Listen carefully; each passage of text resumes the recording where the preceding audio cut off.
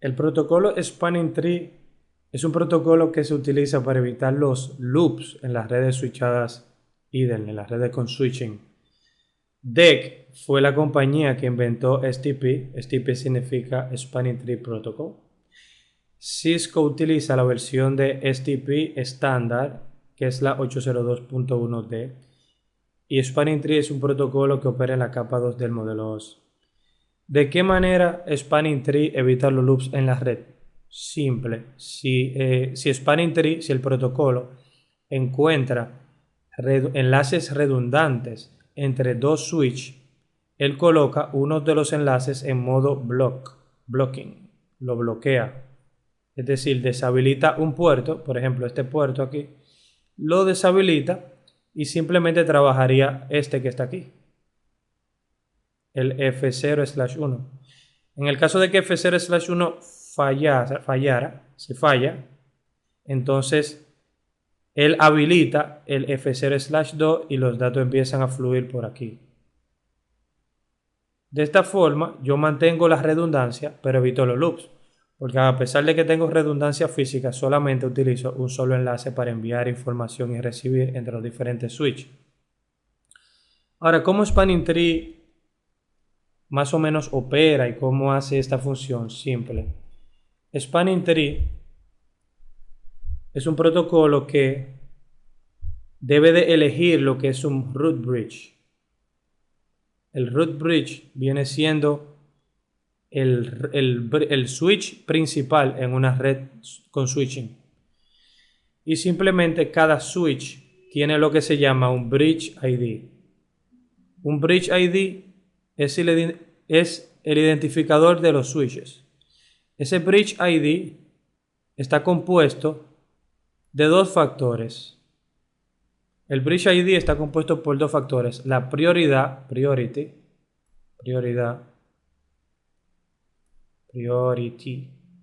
La prioridad es simplemente un número. Un número que se lo podemos configurar y viene un número por default. Y más la dirección MAC del switch. La prioridad es un número y mientras la prioridad sea menor, el switch tiene mayor valor. Es decir, el switch que tenga la prioridad menor será el root bridge. Si la prioridad de los switches es la misma, entonces el switch que tenga el MAC address menor, o sea, el MAC address con el menor valor, será el root bridge. Normalmente los switches Cisco vienen todos con la misma prioridad, que es 32.768. Ese es un número que viene configurado en los switches Cisco en el protocolo Spanning Tree.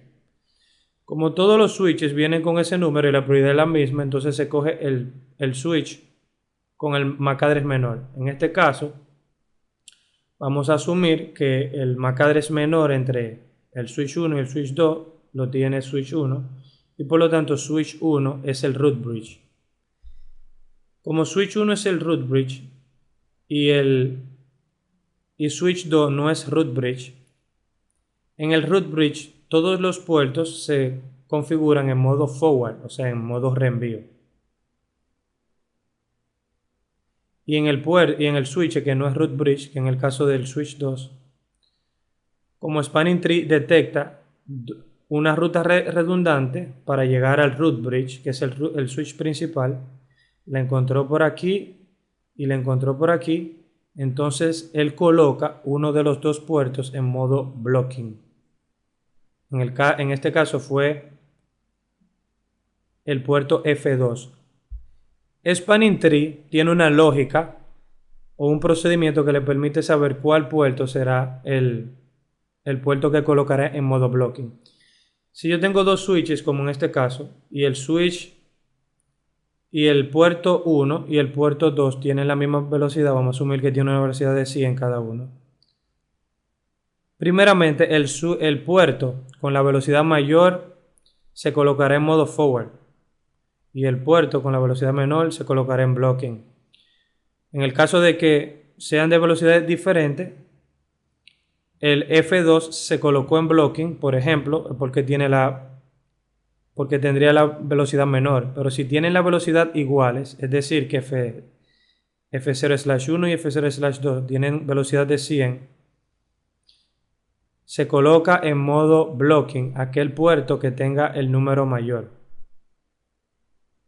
O sea, F1 tiene un número menor a F2 en el switch, o sea, el número que identifica el puerto. Y por lo tanto, 100 F0/1 será forwarding y el otro será blocking. De esta manera es que opera Spanning Tree. Y a través de colocar un puerto en modo blocking, un puerto redundante en modo blocking, se evitan los loops en la red. Vamos a ver la terminología de Spanning Tree necesaria para poder entender cómo opera este protocolo de evitar loops a nivel de capa 2 en el modelo de referencia OSI. Tenemos el primer término, es BPDU. BPDU significa Bridge Protocol Data Units.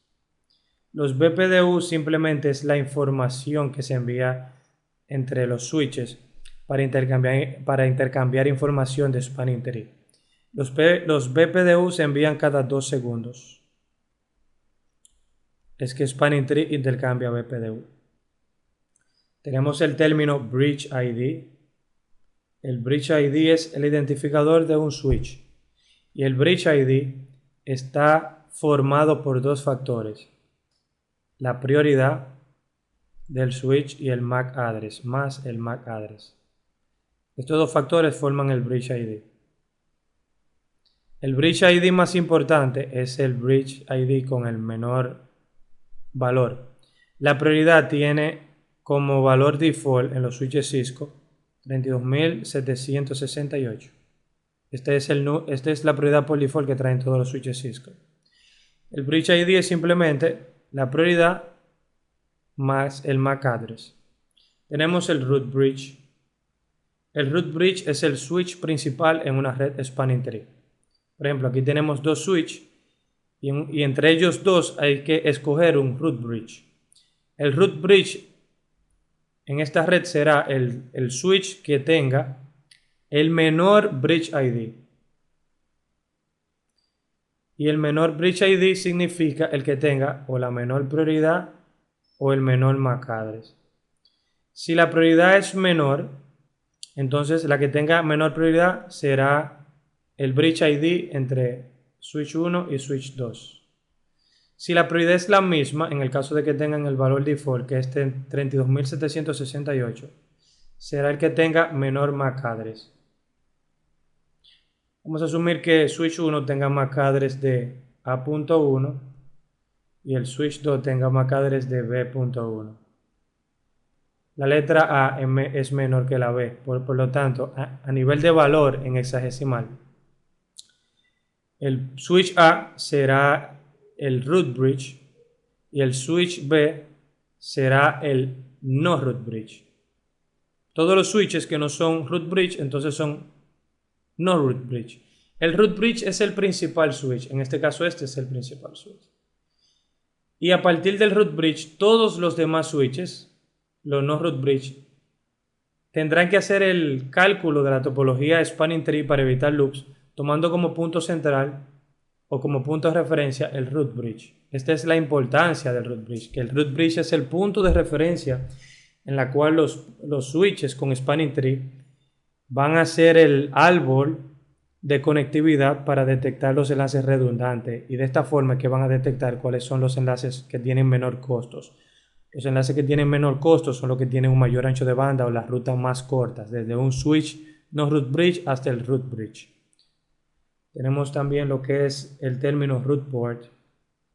El root port es el puerto en un switch que se conecta directamente a un root bridge. En caso de que no se conecte directamente al root bridge, es el puerto que tiene el menor costo para llegar hacia el root bridge. Tenemos el designated port. Si vemos aquí en el diagrama, vemos que el switch 2 se conecta a través de dos puertos, a través del puerto 1 y a través del puerto 2 al switch 1, y el switch 1 es el root bridge. root bridge, y el switch 2 será el no root bridge. El root port, en este caso aquí, viene siendo el puerto que tenga el menor costo.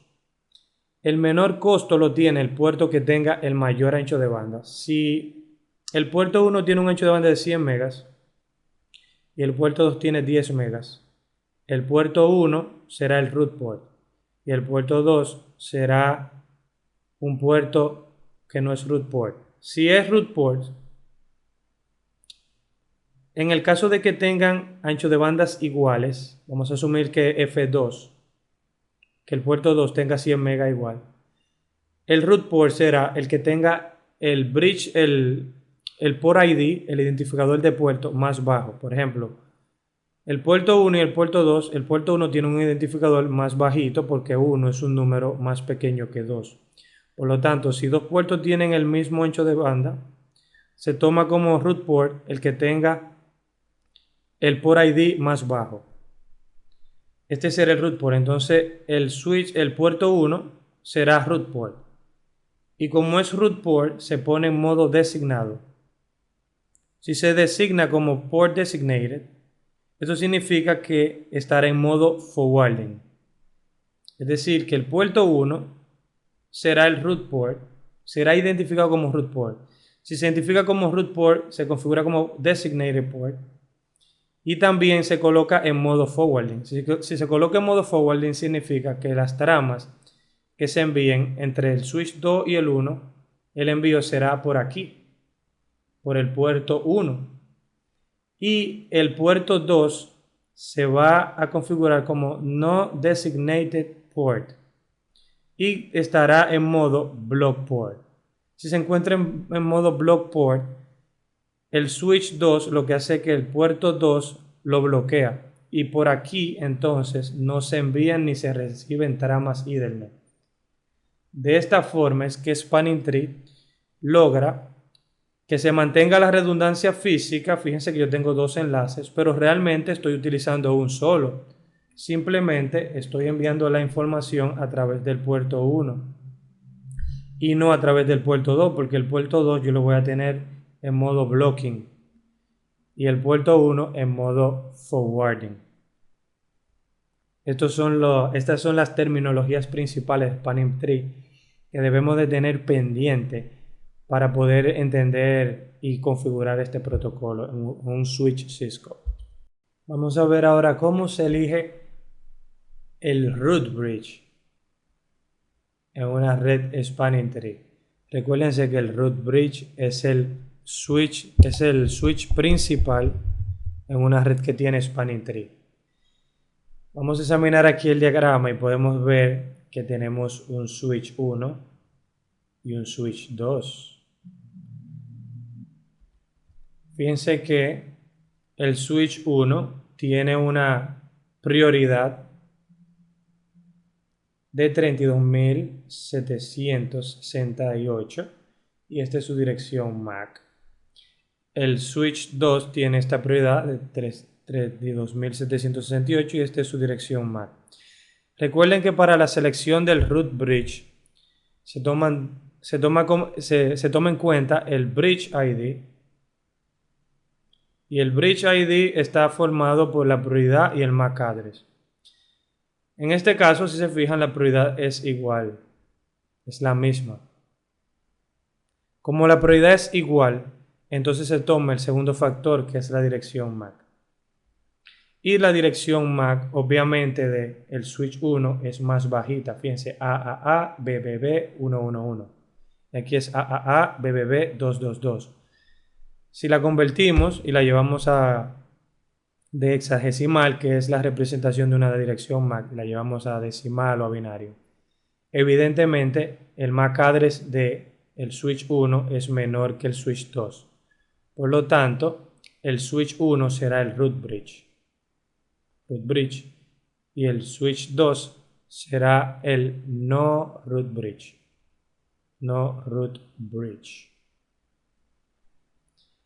De esa forma es que se elige un root bridge en una red con STP.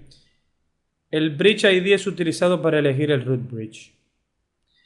El bridge ID tiene una longitud de 8 bytes. Y el bridge ID incluye la prioridad y la dirección MAC del switch. Entonces solamente se elige un root bridge por cada red y un root port por cada no root bridge. Como switch 2 es no root bridge, tiene que elegirse un root port.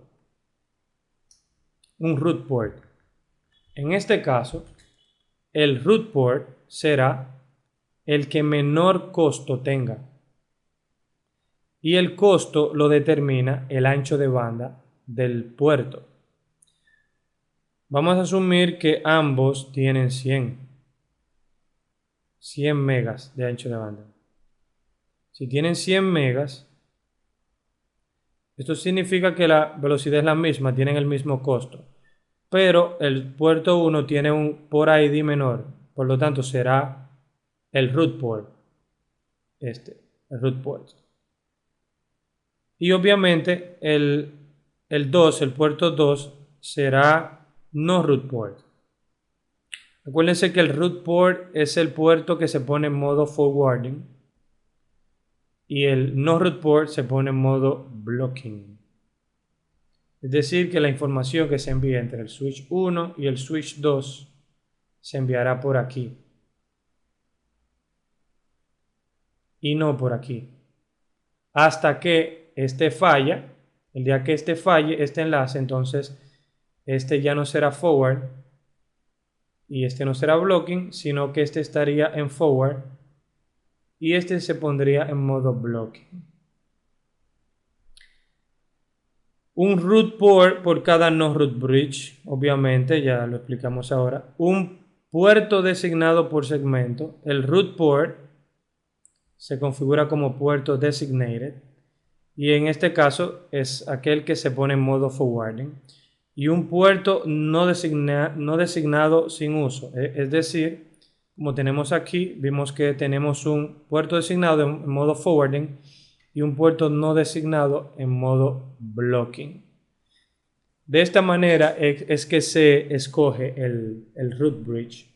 Básicamente y en conclusión es que para la elección del root bridge debemos de saber y aprender que es a través de la prioridad. Mientras menor sea la prioridad, entonces ese será el switch que será root bridge, el que tenga la prioridad menor.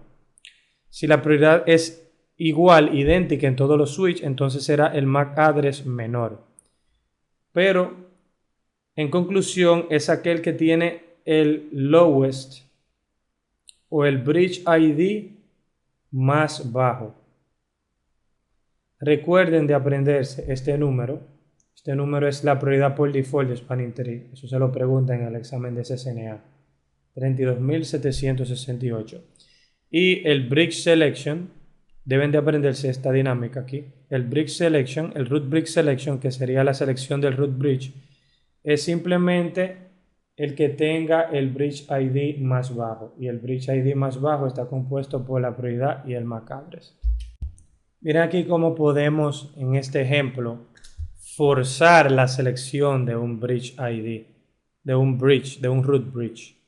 Recuerden que la selección de un root bridge por default se elige de manera dinámica y el root bridge será el que tenga el bridge con el menor bridge ID, con el bridge ID más bajo o con el de menor valor, bridge ID. El bridge ID está compuesto por la prioridad y el MAC address. Con el simplemente hecho de yo configurarle una prioridad menor a uno de estos dos switches, o uno de ellos dos será root bridge. Fíjense que el switch 1 tiene la prioridad 32.768 y este switch también. Si yo quiero elegir cuál de los dos sea el root bridge, simplemente yo puedo ver la prioridad con el comando show spanning tree en el switch. Yo puedo ver el valor que tiene la prioridad.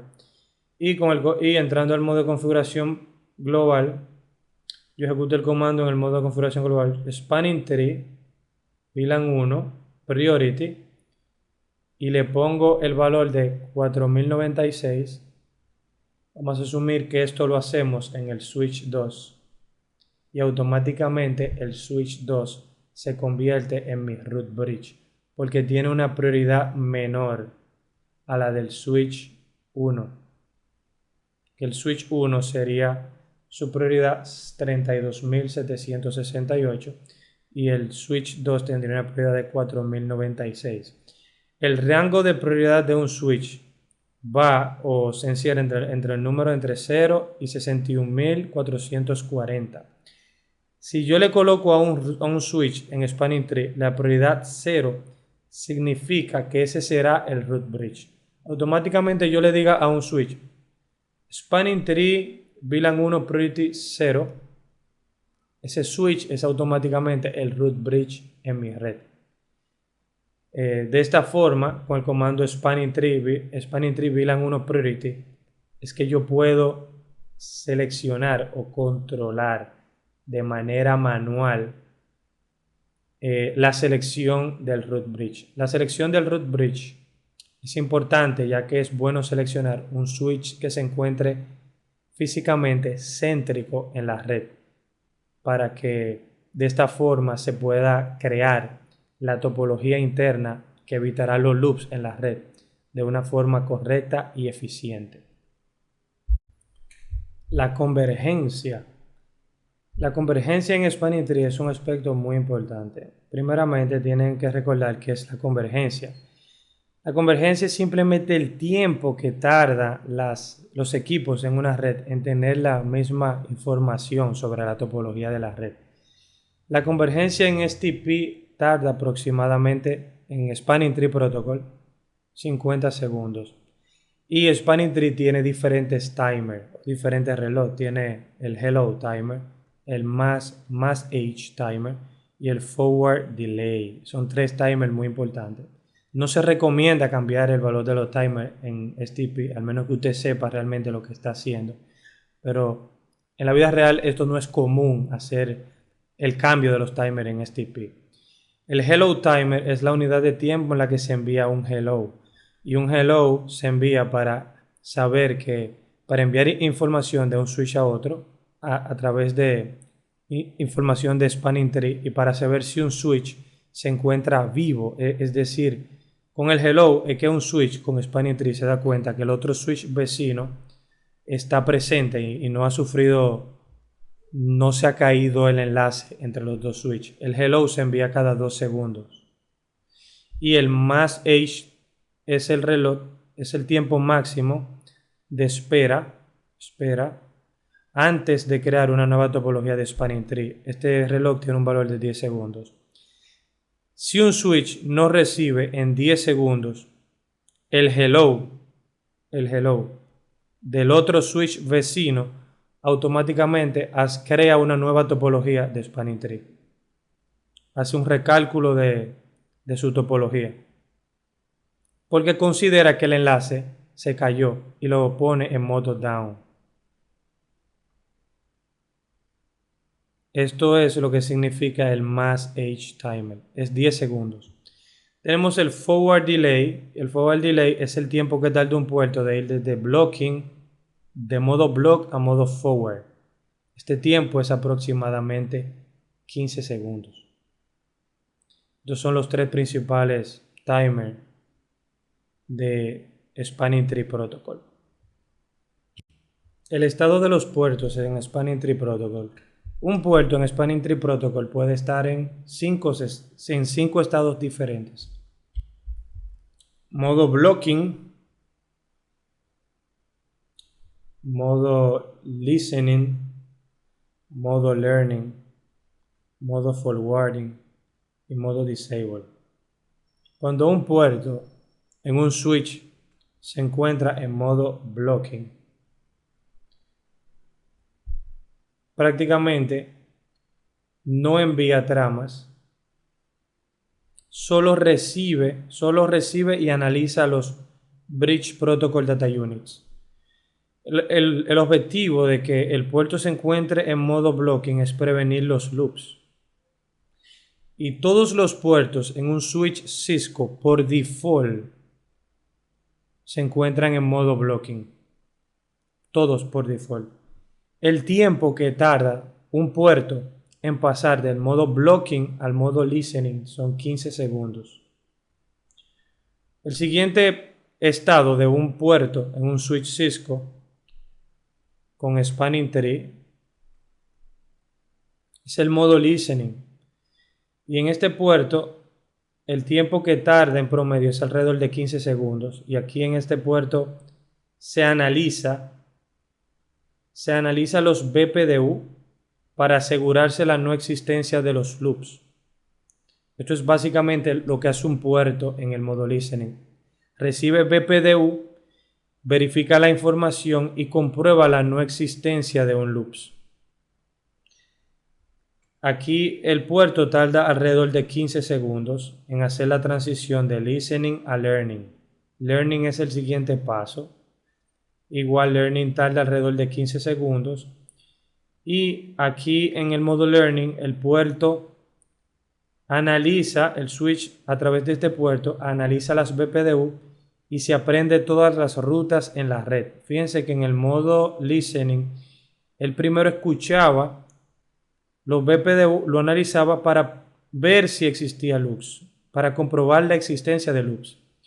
Luego pasa al learning y en learning entonces hace la estructura lógica de la red, partiendo como punto central del root bridge, recuerden. En el modo learning, él crea la tabla MAC y se aprende las tablas MAC. Pero a pesar de todo, en el modo learning no se envían tramas todavía. Simplemente el puerto se encuentra escuchando BPDU, llenando la tabla MAC del switch, pero no envía tramas Ethernet. Cuando termina el proceso de learning, entonces pasamos al modo forwarding. En el modo forwarding, el switch tarda alrededor de 20 segundos para ponerse en modo forwarding. Y en este estado, entonces se envían y se reciben tramas Ethernet. Ya cuando un puerto se encuentra en modo forwarding, se encuentra como designated port. Y acuérdense que el designated port, en caso de que haya redundancia, es el puerto que se configura como un puerto designated en la cual se va a enviar datos y a recibir tramas de un switch a otro. Cuando un puerto se pone en modo forwarding. Cuando un puerto se queda en modo blocking, es que a través de ese puerto no se van a enviar y recibir tramas, simplemente se van a analizar los BPDU y en caso de que el puerto que estaba en forwarding falle, ese enlace falle, entonces el que se encuentra en blocking pasa al modo forwarding y pasa por el mismo proceso, blocking, listening, learning, forwarding. En el caso de que un puerto en spanning tree se encuentre en modo disable, entonces se encuentra deshabilitado y no participa en lo que es Spanning Tree Protocol. Estos son los 5 estados en los que puede estar un puerto en un switch que tenga configurado Spanning Tree Protocol. El dato más importante aquí es aprender qué hace el puerto en cada estado y aprenderse el tiempo de transición de un puerto. A modo general, un puerto tarda para pasar de blocking a forwarding en un switch Cisco con Spanning Tree Protocol en un promedio de 50 segundos. Esto lo pueden comprobar fácilmente al momento de que cuando ustedes prenden un switch, el switch, si se fijan, tiene en cada puerto un LED. Y ese LED al principio se encuentra de color naranja. Cuando se encuentra de color naranja es que el puerto está pasando de blocking a listening, de listening a learning. Y cuando al fin el LED se pone de color verde, esto significa verde, que el puerto está en modo forwarding aquí.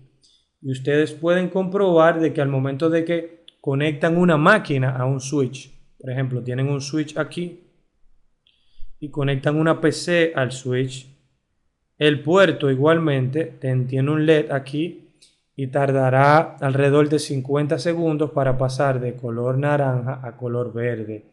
Y este es el proceso que describimos aquí para pasar de blocking, listening, learning, forwarding and disable, que son los 5 estados que puede estar un puerto con Spanning Tree Protocol.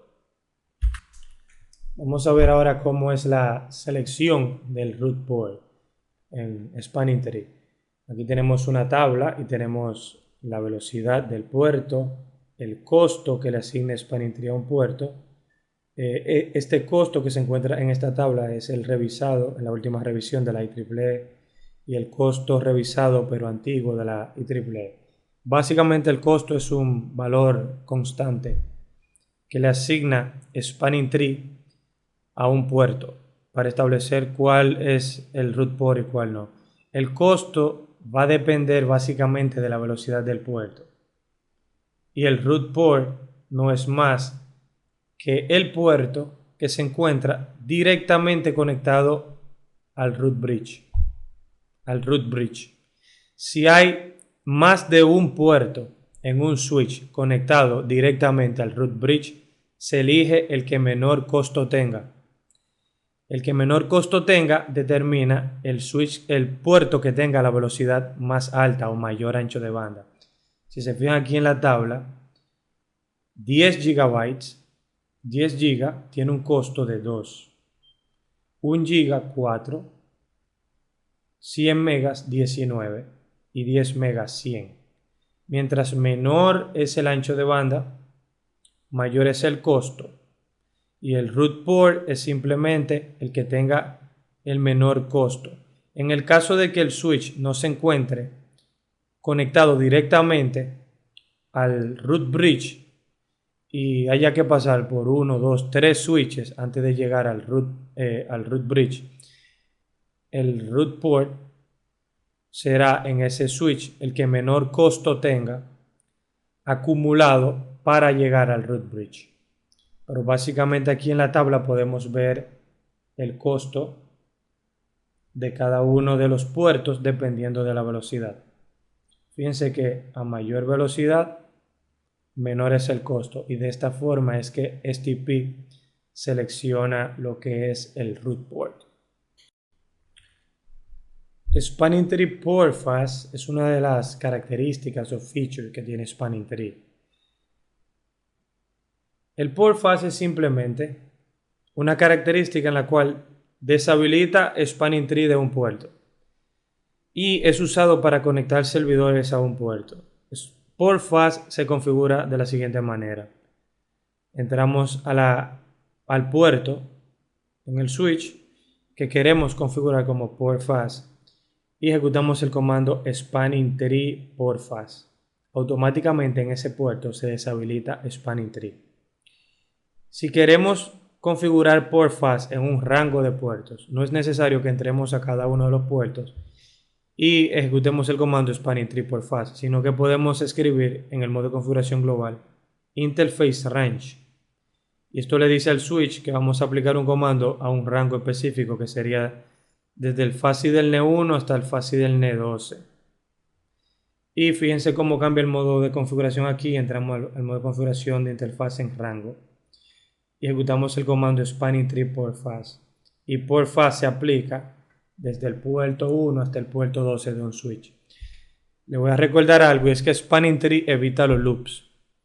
Como evita loops, es necesario que cuando deshabilitemos Spanning Tree, es decir, que configuremos un puerto como Port Fast, tenemos que estar bien seguros de que en ese puerto vamos a configurar o un servidor o un router o cualquier dispositivo que no sea otro switch.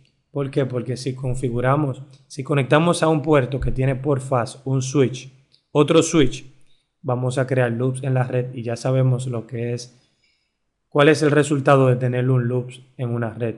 Por lo tanto, es de vital importancia estar realmente seguro de que cuando configuramos puerto port fast, no conectemos un switch a un puerto port fast. La configuración de port fast se utiliza mucho básicamente en mi caso personal lo utilizo mucho para lo que es la configuración de teléfonos IP ya que Spanning Tree, recuérdense que Spanning Tree Protocol tarda alrededor de 50 segundos en ir desde el modo blocking al modo forwarding. Y por lo tanto, cuando ustedes tienen un switch aquí y ese switch tú le conectas a un teléfono IP, el teléfono IP inmediatamente yo lo conecto, envío un broadcast por la red para poder recibir una dirección IP del servidor DHCP.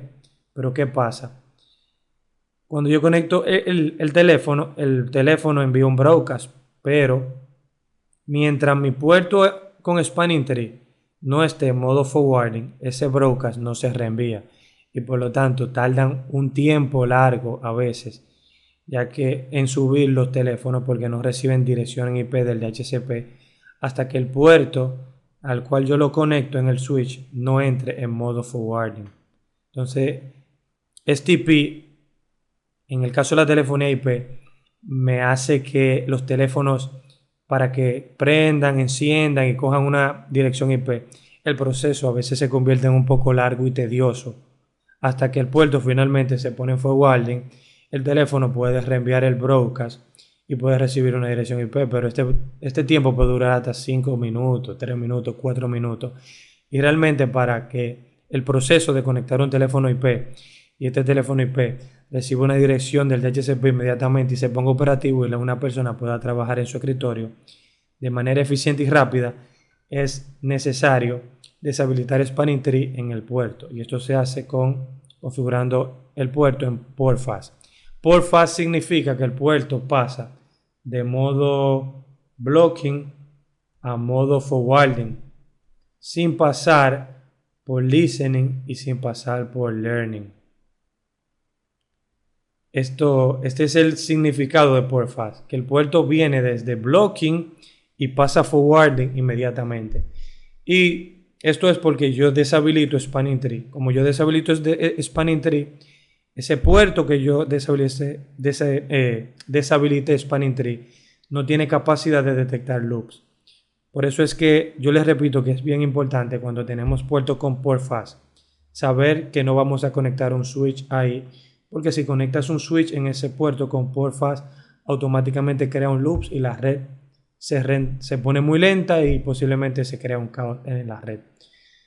Port Fast se configura fácil, como ven aquí, solamente entro a la interfase y le digo Spanning Tree Port Fast y de esta forma yo deshabilito Spanning Tree en un puerto. Así de fácil y simple es que se configura Port Fast.